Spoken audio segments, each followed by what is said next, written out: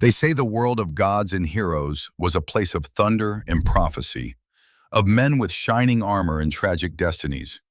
Yet woven through that tapestry are figures whose authority, cunning, and resilience shape destiny as surely as any immortal storm. This is a short voyage into the lives of the women of power in Greek myth, goddesses, queens, and heroines whose influence changed the course of gods and mortals alike. Begin with the goddesses, whose domains define the order of the world. Athena emerges first.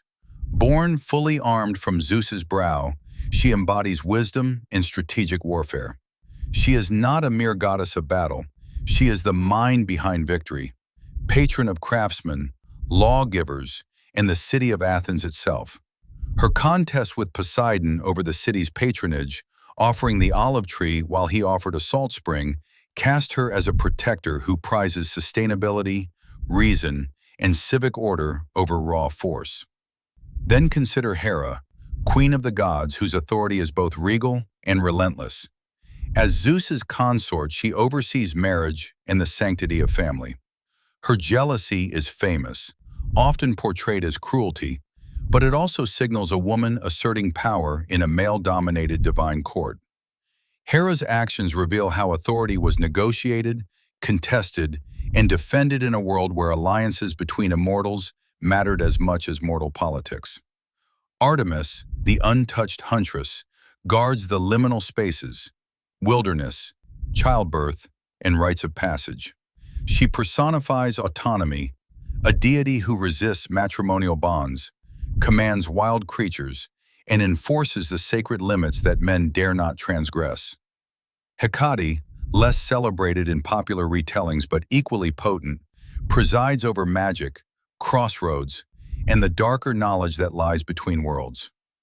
Together, these goddesses show that divine femininity in Greek myth was not a single trait but a spectrum of power.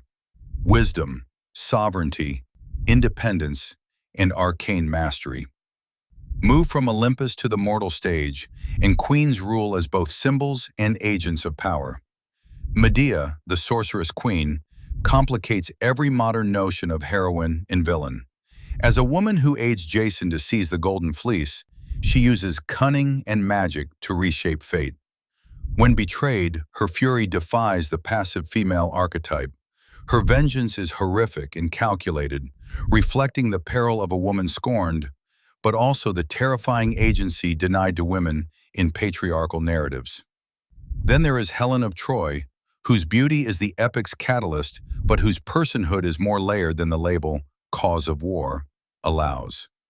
Helen embodies the politics of desire, an object that becomes a fulcrum for nations, a reminder that women often stood at the center of male ambitions and rivalries, wielding influence even when their own voices were muffled. Heroic women also step forward in moments of decisive action. Atalanta, famed for her swiftness and skill, refuses a marriage founded on convenience, demanding competition and merit as terms. Her participation in the Caledonian boar hunt and her role among the Argonauts, depending on the version, challenge the boundary between male and female spheres. Similarly, Penthesilea, the Amazon queen, rides into Troy not as a background figure, but as a warrior whose honor and combat prowess pose a profound challenge to Greek masculinity. Finally, consider the tragic yet noble figure of Antigone.